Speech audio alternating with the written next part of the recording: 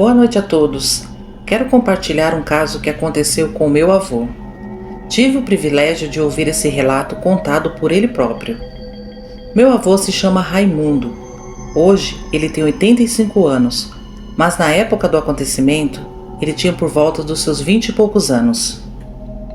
Meu avô é um senhor muito sério, cheio de superstição, e tem profundo respeito pelo sobrenatural.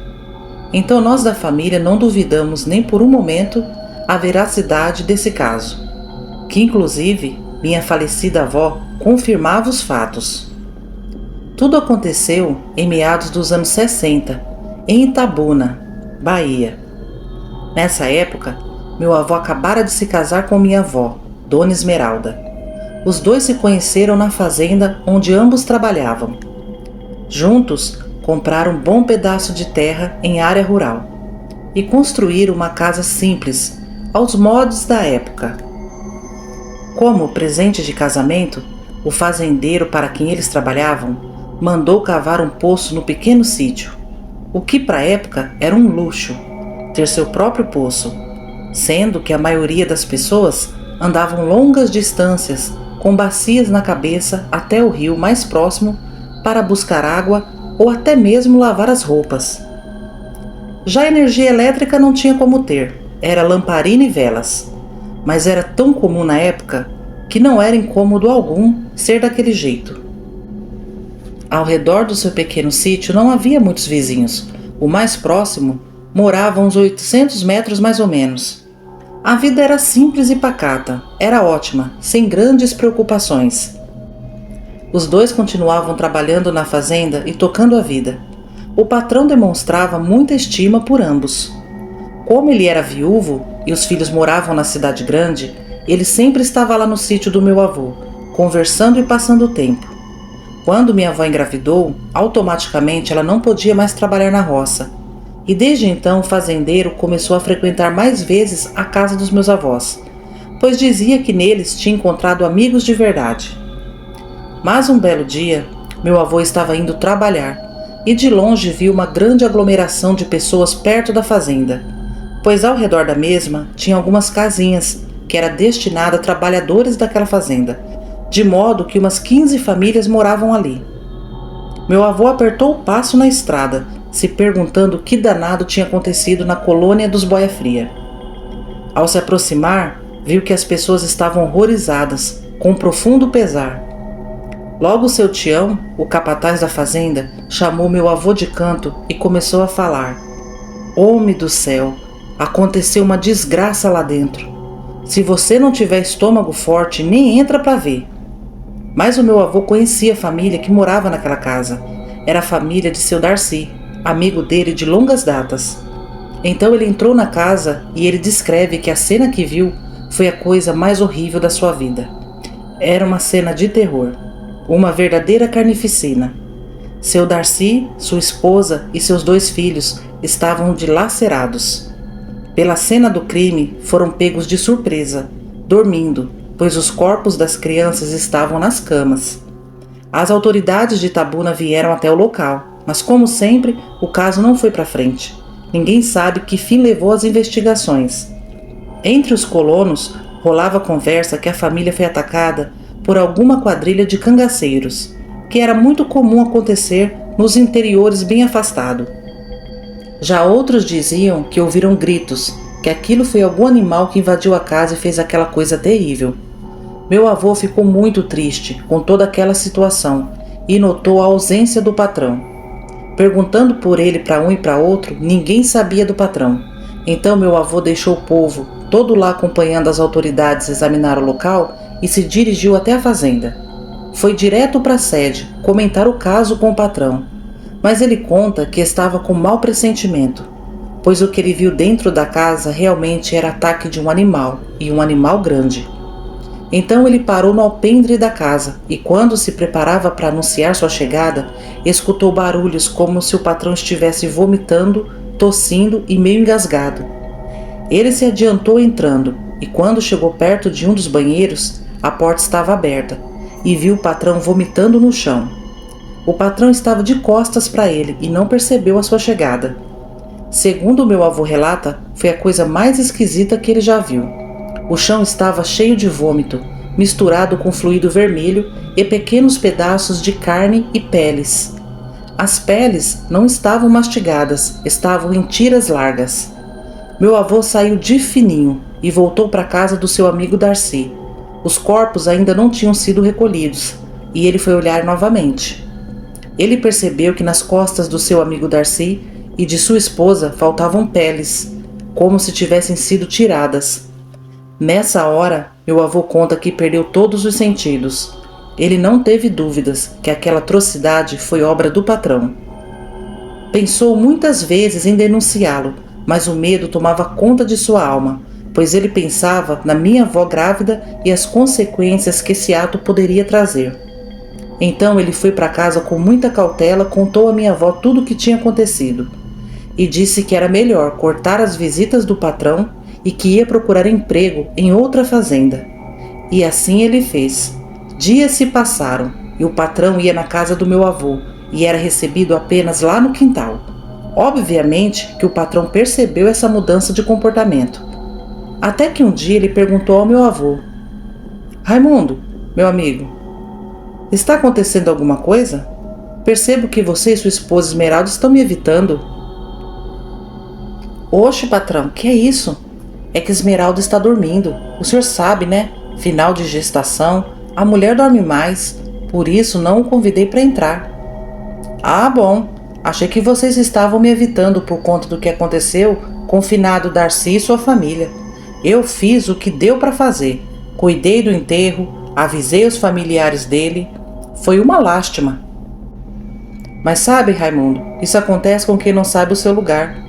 O finado arrumava muita confusão com os outros colonos. Batia no peito que a família dele era melhor que isso e aquilo. E de fato, a finada era uma bela mulher, muito vistosa, os meninos tudo educadinho. Mas o homem de verdade não sai por aí esfregando o que ele tem na cara dos outros. Enfim, para mim isso foi acerto de contas. Dito isso, o patrão cuspiu no chão o fumo mastigado e se despediu e foi embora no seu cavalo. Não havia mais dúvidas. Mas por que ele teria feito isso? Inveja do finado? Inveja porque ele não tinha mais família? Passou uns dias, o capataz chegou lá na casa do meu avô, tarde da noite. Ele foi escondido. Chegou lá dizendo: Seu Raimundo, vim em missão de paz e também para lhe alertar, pois eu estimo muito o senhor. Meu avô já ficou apreensivo. Olha, é o seguinte, eu tenho certeza que foi o patrão que fez aquela arte com a família do Darcy. E digo mais, eu vi ele saindo aquela noite. Ele saiu pelos fundos da fazenda. Os cachorros latiram para ele e logo correram com medo e chorando. Ele estava andando cambaleando. Eu pensei em segui-lo e até fui até certo ponto. Mas assim que ele adentrou na mata, eu escutei ele gritando e logo em seguida um uivo danado de feio. Eu não sei se você acredita em lobisomem, mas eu nasci e fui criado em fazendas. Eu acredito porque eu já vi muitas vezes. O patrão é um lobisomem, meu amigo. Ele deu fim na família do Darcy por inveja. Vou te contar uma história que aconteceu antes de você chegar aqui na fazenda. A esposa do patrão morreu durante o parto. A parteira fez o possível, mas não salvou nem ela e nem o bebê. O patrão culpou a parteira e, como punição, mandou amarrar ela e a família dela nas árvores, no meio da mata, e ateou fogo na família inteira. Mas antes da parteira morrer, ela jogou uma praga nele. Você não vai ter uma noite de paz, seu maldito. Vai correr matas vagando e sentindo dor. Vai se espojar onde os porcos se espojam, e das fezes deles se alimentará até os últimos dias de vida. Isso ninguém me contou, amigo. Eu vi com meus próprios olhos. O patrão some direto nas noites, mas nunca vi algo acontecer como agora. Então eu te dou um conselho. Se proteja, pois ele inveja a sua família. Pois até os filhos o abandonaram, renegam o próprio pai. Meu avô agradeceu o aviso e falou: se ele tentar contra a minha família, um de nós dois vai morrer. No dia seguinte, meu avô foi pedir as contas. O patrão ficou até surpreso e queria saber o motivo. Até implorou para o meu avô ficar trabalhando lá, mas ele não queria mais. Minha avó teve o filho, no caso meu tio Tiago, E quando o bebê completou 15 dias de vida, numa noite, eles acordaram com um bicho correndo no terreiro. Parecia um cavalo galopando. Ora relinchava, ora urrava e ora uivava. Meu avô se levantou e disse: "Que diabo é isso aí fora?" Minha avó, muito assustada, falou: "Santo Deus, não abre a porta não, isso é coisa ruim que anda de noite." Mas o meu avô era e é até hoje muito valente e bravo, e já sabia do que se tratava. Então ele respondeu para minha avó: "Mulher, tranca bem a porta, que eu vou dar o que esse bicho quer. Se ele tá pensando que vai fazer com a gente o mesmo que fez com a família do finado Darcy, ele tá muito enganado." Meu avô tinha preparado 2 piratas. Não sei se vocês sabem o que é. É um chicote bem reforçado com 2 bolas de ferro cheias de pregos na ponta. Ele botou um facão na cintura, pegou as 2 piratas e saiu lá fora. Ele disse que quando olhou para o lado direito do terreno, viu o bichão lá, ciscando no chão. O bicho era do tamanho de um cavalo adulto, a pelagem toda negra, orelhas grandes para cima, a traseira caída e a dianteira levantada. A cabeça era grande e pensa para baixo. O bicho tinha uma cauda grande. Seus olhos eram vermelhos e ele bufava igual boi bravo. Tinha um mau cheiro insuportável.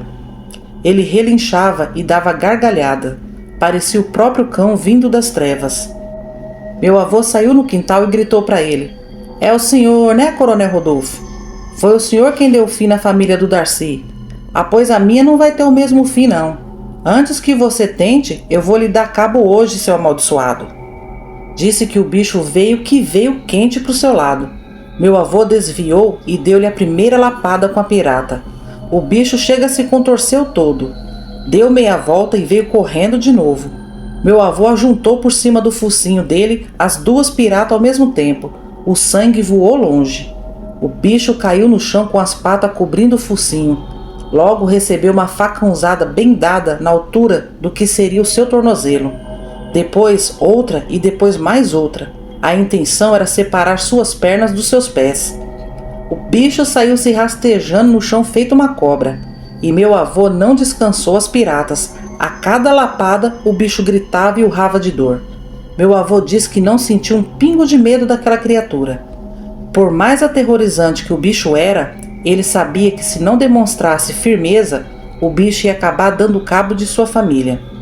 Depois de bater muito no lobisomem, meu avô o amarrou no pé de abacate e ficou esperando ele voltar à forma humana. Minha avó abriu a porta só quando ouviu meu avô a chamando. Ele disse para ela ir chamar o capataz da fazenda, e ela foi. Enquanto isso, meu avô estava sentado num toco de árvore observando o lobisomem. Quando os primeiros raios de sol apareceram, diz que o bicho começou a se contorcer todo, rosnar e resmungar. Seus ossos estralavam e logo os pelos foram sumindo. Quando o capataz chegou acompanhado da minha avó, viu o patrão todo ensanguentado, cortado e rasgado, amarrado na árvore. O homem gritava de dor, pedia até misericórdia.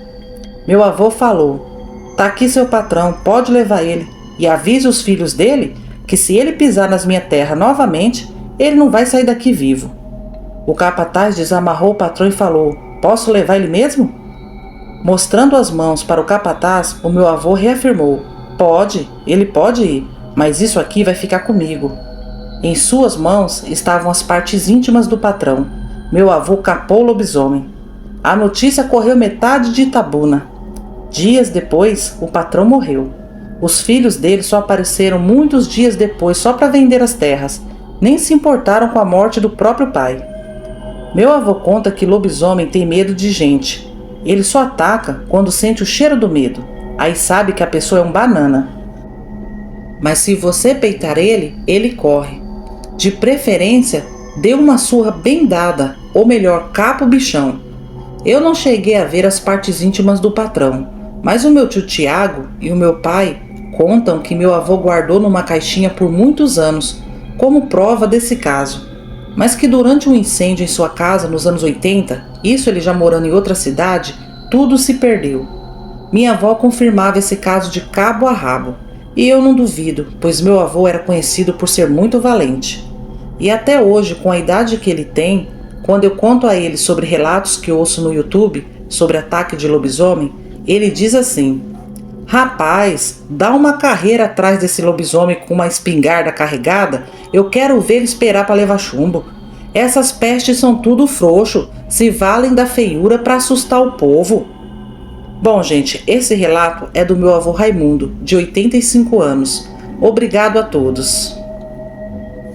Bom, meus amigos, esse foi o relato de hoje. Espero que vocês tenham gostado. Peço a vocês que se inscrevam no canal, deixem um like, compartilhem e comentem. Um grande abraço a todos e até a próxima!